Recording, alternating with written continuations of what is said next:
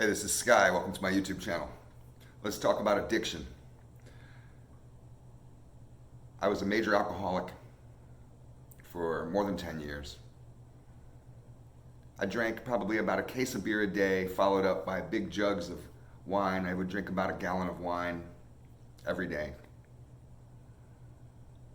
I could spend from happy hour when it began around 2:30 at the bar and be there until closing time, till 2:30, 2 o'clock in the morning.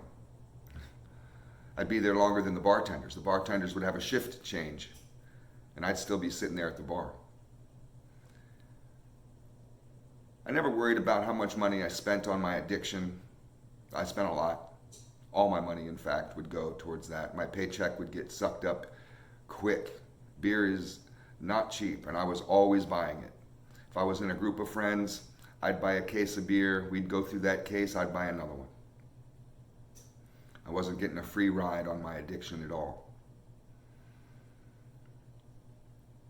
I had some experience with testing my willpower at an earlier age.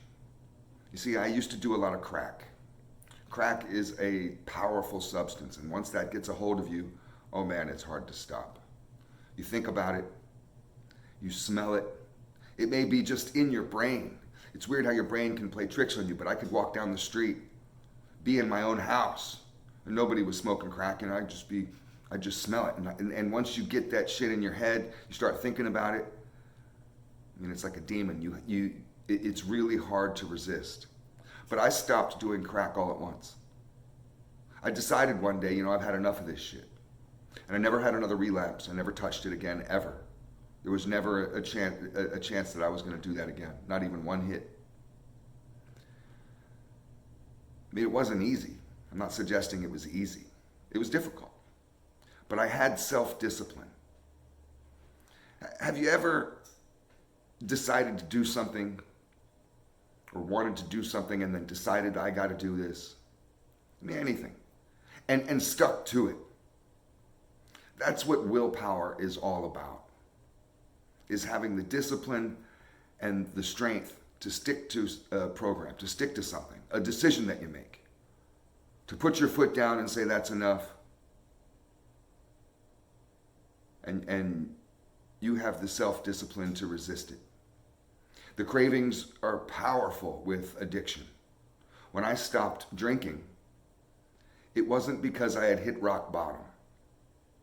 My motivation to stop drinking was a health issue. I had doctors tell me that I was looking towards a liver transplant. I had a bad liver and my body was falling apart. My immune system was falling apart. My mind was falling apart. I was less worried about that. I was more worried about the idea of going in for an operation. I didn't want to have to do that. I drank myself into a health problem. I felt really stupid. I can't believe I did this to myself.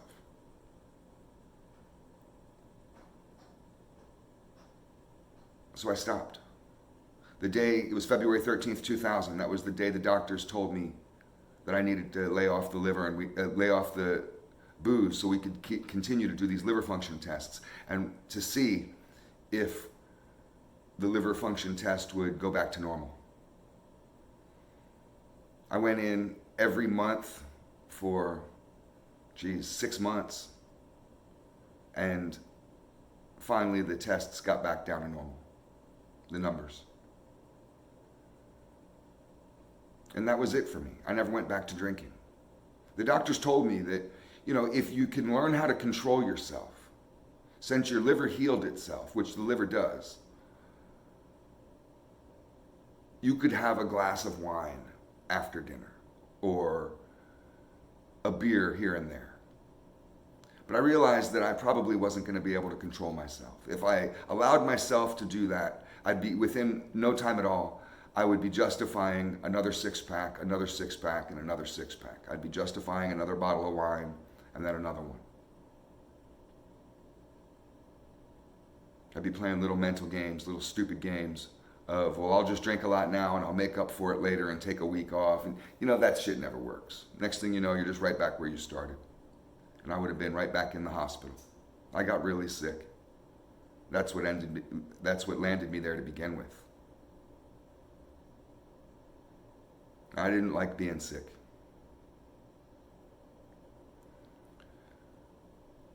I was able to stop all at once. When I made the decision to never drink again on February 13th, 2000, 21 years ago, I never went back. I never relapsed. I never had a single sip since then. It has not been easy. I didn't do 12-step process. I didn't do AA or NA. I've never done any of that stuff. I've never liked it. I looked at that community. I went to a AA, NA meeting. It was an everything meeting, so it was both AA and NA. And I didn't like it at all. I thought they were a bunch of weirdos, a bunch of weaklings, drinking way too much coffee, smoking way too much cigarettes. They didn't really seem to be conquering addiction to me. They seemed to be a dysfunctional community to me. Now, I realize that maybe that helps some people, and there's people out there that swear by it. If that's what works for you, great. Whatever works for you. But for me, what worked was just simply stopping. I know that just sounds like magic to some people, because some people ask me, I get this conversation a lot, especially when I do life coaching with people that have addiction problems, and they say, well, how did you stop? And I just stopped. I had a strong sense of mental discipline. Now you wonder, well, how could you have so much discipline if you were an alcoholic? I liked being an alcoholic. I was never the type of drunk who was embarrassed or ashamed of his addiction. I loved it. It was my life. I mean, I was running downhill as fast as I could with that shit. There was nothing stopping me. I never saw any problem with it. I didn't hit rock bottom. I wasn't a hobo out in the alleyway who drank his life away. I wasn't losing relationships. I wasn't losing friendships. I wasn't fucking up my life in any way. I was functioning. I was a functioning alcoholic, but I drank like a fish. I mean, I just drank and drank and drank. I had no hobbies. You have hobbies. You like to go, ride your jet ski or hang out with your kids or paint paintings. I had no hobbies. None. Zero. Nothing. My hobby was getting fucked up. The second that work bell is done, the second I get off work, whatever I was doing to hustle up some money, as soon as that was over, I was like Fred Flintstone. Bam. Out of that job as fast as I could to go get some beers. And that's all I did. And that's all I wanted to do. But when I finally made that decision and said, okay, this is it. And I knew, I told myself this is going to be difficult. I didn't go into it with any delusions. I told myself, I'll never have another drink again. I'm going to figure out how to do this. I was determined. So one of the keys to self-discipline is determination. You have to be determined. How determined are you? These are important skills to cultivate. You can start off slowly. Pick little areas in your life that maybe you're not happy with. And through your determination and your self-discipline, curb those cravings. So maybe you eat too much junk food. A lot of people are smart enough to know that they eat too much junk food. Maybe cut back on it. And practice cutting back on it when you have the craving. You really want some of those fries. Oh, I loved going to Five Guys. I would get a big giant bag of fries and a big huge sloppy burger. I've cleaned up my diet since I've got more into physical fitness. That's important. Diet is everything. I no longer eat junk food or fried food or anything like that. And it was a little bit difficult for me at first to stop that stuff. It's like an addiction. There's chemicals in that food that you can become addicted to. It can be a vice, just like anything else. It can be a reward. Stop rewarding yourself. How much struggle can you endure? I look back on my life and I realize I've been through a lot of struggle. I've been through hard shit. At first, when I went into this life of sobriety, thinking about that I was going to stop drinking and this was it for me. This addiction is over. I'm going to nip this in the bud. I'm going to stop this. At first, it felt like this is going to be the hardest thing I've ever done. I'm going to be like trying to push a boulder up a hill. This is going to be difficult.